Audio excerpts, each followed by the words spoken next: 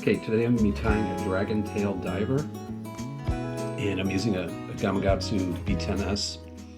I'm just going to put in some flat waxed chartreuse thread. So I'm going to put what's called a snarfle on the bend of the hook, and it's just basically a loop of mono, and it keeps this tail, this dragon tail, from fouling when you're casting. So you just make like a semicircle of mono. Okay, next step is to tie in this dragon tail. Usually I have a natural curve to them, so I'm going to put this so the curve is kind of going up. Just to make sure it's not going to foul later. Add it in, and then I just trim this fluff off, the extra. This is silver crystal flash. I'm going to put about maybe 4 1-inch, 1.5-inch strands of this.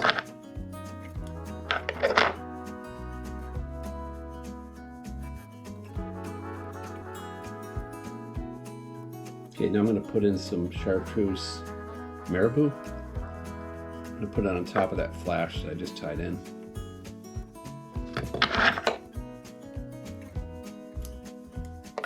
One. Put another one. The reason I double this up is because when this stuff gets wet, it gets very thin. Okay, now the fun part.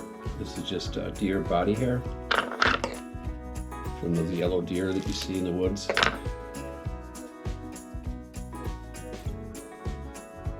This died, obviously. So it has a natural curve to it, so I'm going to put the curve down. And when I wrap this and pull, it flares. Do another clump. Use a different shade of yellow. A little darker. Orangier, not really darker.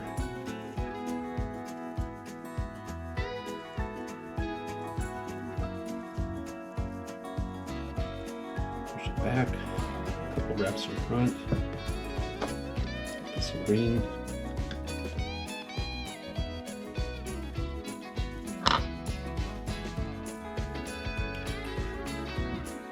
Fluorescent yellow in front of the green.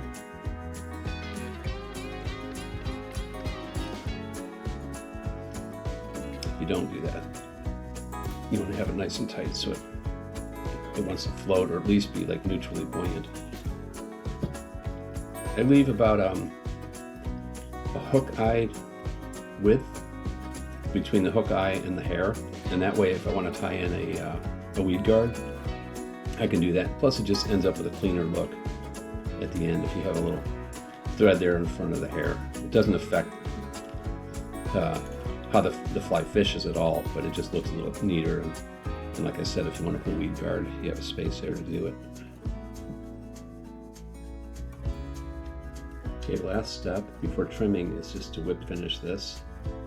But you can do a bunch of half hitches. I just like the whip finish because it's quick, it's tight, and it won't fail me.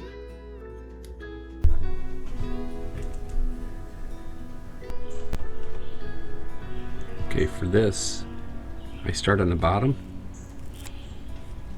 and just cut from the bend of the hook to the eye of the hook and flatten that out.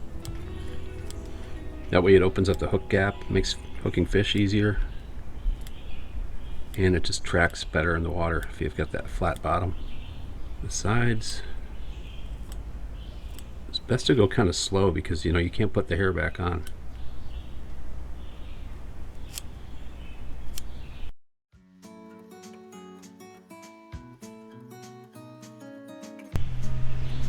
There it is, nice and neat. Just gotta stick some eyes on.